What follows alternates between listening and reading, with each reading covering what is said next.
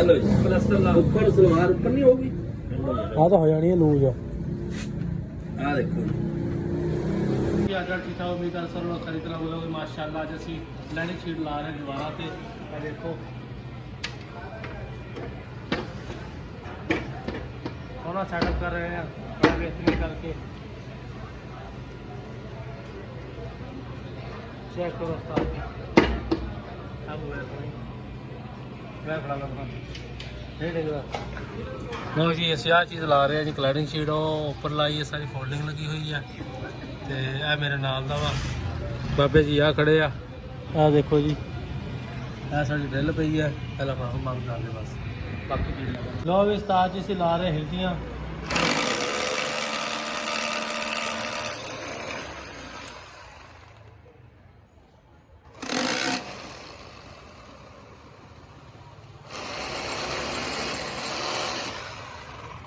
ਹਿੱਟੀ ਲੱਗੀ ਸਾਡੀ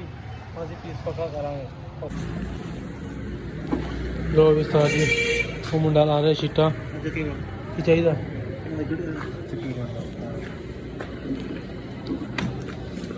ਬਾਬਾ ਜੀ ਵਿਚਾਰਾ ਥੱਲੋਂ ਚੱਕ ਕੇ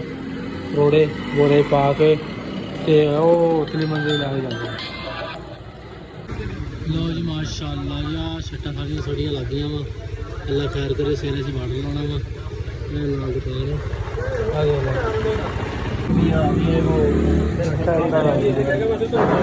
लाता के साथ नहीं मेरे इत्थों लाता टूटी है भाई इत्थों टूटी है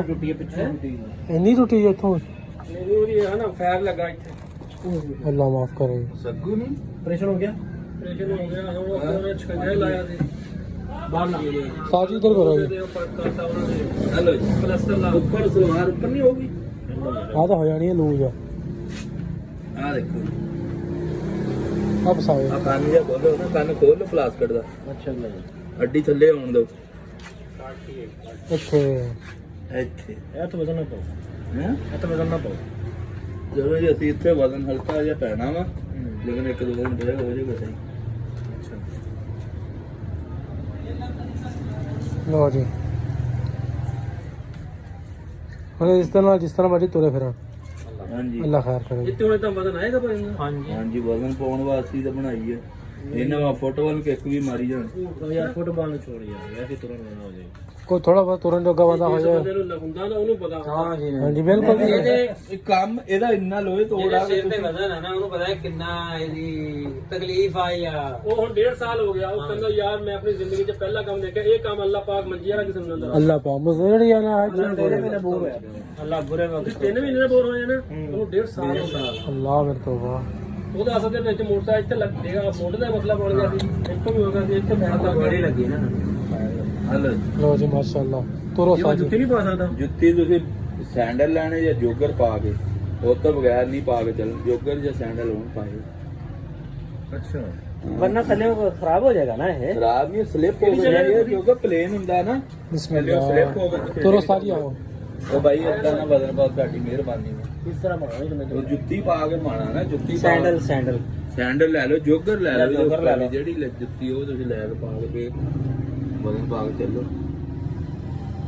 ਲੇਕਿਨ ਇਹ ਥੱਲੇ ਨਾ ਪਲੇਨ ਹੁੰਦੀ ਹੈ ਪਲਾਸਟਿਕ ਹੁੰਦਾ ਸਲਿਪ ਹੋ ਜਾਂਦਾ ਬਹੁਤ ਸਲਿਪ ਹੁੰਦਾ ਬਹੁਤ ਜ਼ਿਆਦਾ ਆ ਦੇਖੋ ਨਾ ਥੱਲੇ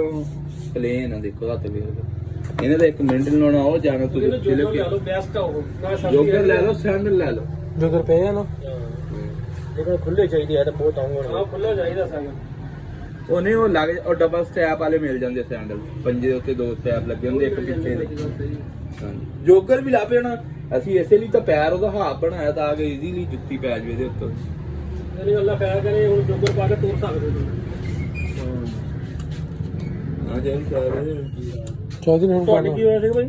ਮੇਰਾ ਮੋਟਰਸਾਈਕਲ ਲੱਗਾ ਸੀ ਕਿਹੜੀ ਜਗ੍ਹਾ ਖੜੇ ਮੁਰਸਲ ਮਾਰੇ ਇਸਲਾਮਾਬਾਦ ਨਹੀਂ ਇਹ ਤਕਬੀਰ ਮਹੱਲ ਪੀਰ ਮਹੱਲ ਕਿਸੇ ਬੰਦੇ ਉਧਾਰੇ ਮੰਗੇ ਸਾਡੇ ਦਾ ਮੁੰਡੇ ਦਾ ਟਾਇਰ ਲੱਗਾ ਮੈਂ ਵੀ ਬਣਵਾਉਣਾ